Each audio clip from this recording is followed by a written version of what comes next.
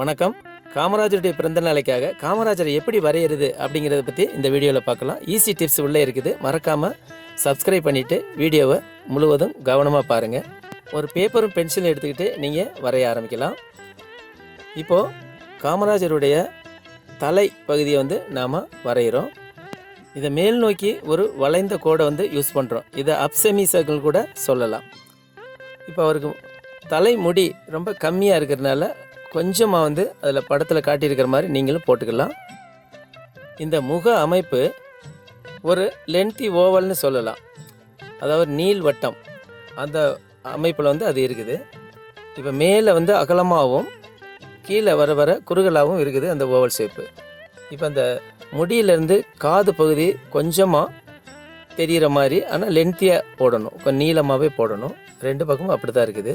இந்த நெற்றியில் அதிகமான இடம் இருக்கிறதுனால உங்களுக்கு நல்ல நெற்றியை நிறைய இடம் விட்டுட்டு காதோட மேல் பகுதிக்கு நேர கத்தி போல் அந்த புருவத்தை நாம் ட்ரா பண்ணணும். அடுத்ததாக கண் ட்ரா பண்ணும்போது ரொம்ப சின்ன கண்ணாக போடணும்.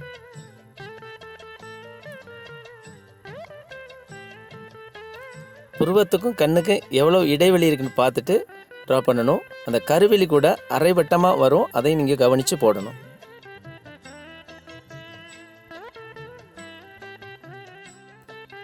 இப்போ கருவெளியில் எவ்வளோ ஃபில்லப் பண்ணணும் பிளாக் அப்படிங்கிறத பார்த்து பொறுமையாக ஃபில்லப். இப்போ நான் ஸ்கெட்சில் பண்ணிகிட்ருக்கிறேன். நீங்கள் பென்சிலில் பண்ணாலே போதுமானது.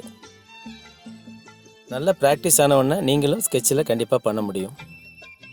இப்போ கண்ணில் வரக்கூடிய சுருக்கங்கள் பார்த்து அந்த கோடுகள் எப்படி வளைஞ்சிருக்குன்னு பார்த்து கரெக்டாக போடணும்.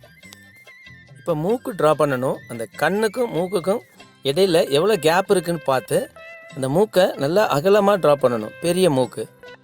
இப்போ மீசை வரையும் போது மூக்கை ஒட்டி ஸ்லீப்பிங் லைன் போட்டு சின்னதாக ஒரு ஸ்லாண்டிங் லைன், ரெண்டு பக்கமும் அதே மாதிரி வரும். மீசையின் கீழ்ப்பகுதியில் பற்கள் போன்ற அமைப்பு ரம்பம் மாதிரி இருக்கணும்.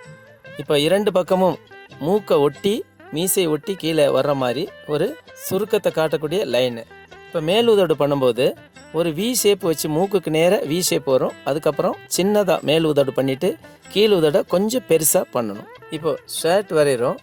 இப்போது முகத்துக்கு கீழே கழுத்து பகுதியில் கொஞ்சம் இடம் விட்டுட்டு அந்த காலர் அமைப்பை நம்ம பண்ணுறோம். ஒரு பக்கம் பெருசாகவும் மற்றொரு பக்கம் சின்னதாகவும் இருக்கிறத கவனித்து நீங்கள் ட்ரா பண்ணணும்.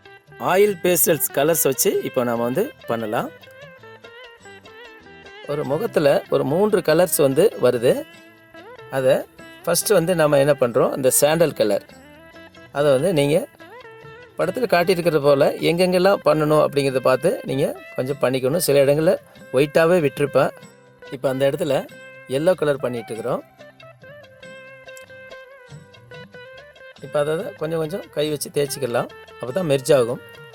இப்போ 3வது கலராக அந்த ப்ரௌன் கலர் தேவையான இடத்துல கொஞ்சம் அதிகமாகவும் சில இடத்துல கம்மியாகவும் வச்சு உங்கள் கை விரலை வச்சு நீங்கள் லைட்டாக தேய்ச்சி விட்டுடலாம். இடத்துக்கு தகுந்த மாதிரி நீங்கள் அந்த ஷேடோஸ் போடணும். அப்போ தான் கலர் மெர்ஜிங் பார்க்குறதுக்கு அழகாக இருக்கும்.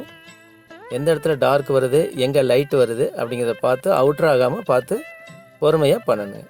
லாஸ்ட் இயர் இந்த வீடியோவை காமராஜர் பர்த்டேக்காக நம்ம போட்டுக்கிறோம். கிட்டத்தட்ட 1 லட்சம் வியூஸ் போயிருக்குது. அதில் இந்த மாதிரி இன்ஸ்ட்ரக்ஷன் கொடுக்காம மியூசிக் மட்டும் போட்டுருந்துருப்பேன். மாணவர்கள் இன்ஸ்ட்ரக்ஷன் வேணும்னு கேட்டதுனால தெளிவான விளக்கம் இந்த வீடியோவில் கொடுத்துருக்குறேன். நீங்கள் பொறுமையாக இந்த வீடியோவை பார்த்து என்ஜாய் பண்ணி ட்ரா பண்ணணும். சில இடங்களில் டார்க்காகவும் சில இடங்களில் லைட்டாகவும் வருது. இப்போ காது பகுதி அப்படி தான், ஒரு பக்கம் பார்த்தீங்கன்னா டார்க்காக இருக்குது, இன்னொரு பக்கம் லைட்டாக இருக்குது. இந்த முடி பகுதியெலாம் பார்த்தீங்கன்னா நீங்கள் வெள்ளையாகவே விட்டுடலாம். அதில் சில இடங்களில் மட்டும் லைட் ப்ளூ அந்த தேவையான இடத்துல அந்த பென்சிலாலேயோ இல்லை க்ரையான்ஸாலேயோ போட்டுக்கலாம். ஐப்ரோஸில் கலர் பண்ணும்போது பிளாக் ப்ரௌன் மிக்ஸ் பண்ணி நீங்கள் போட்டுக்கலாம்.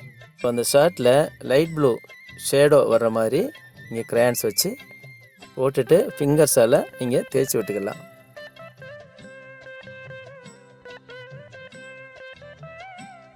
அந்த உதடுகளுக்கு கலர் பண்ணும்போது ஃபுல் ரெட்டு காட்டக்கூடாது, ப்ரௌன் கொஞ்சமாக ரெட்டு மிக்ஸ் பண்ணிக்கலாம். கொஞ்சம் அங்கே ஒயிட்டாகவும் தெரியணும், அது ஹைலைட்ஸ். இப்போது ட்ராயிங்க்கு பேக் சைடு நேஷ்னல் ஃப்ளாக் வர மாதிரி நம்ம காட்டுறோம்.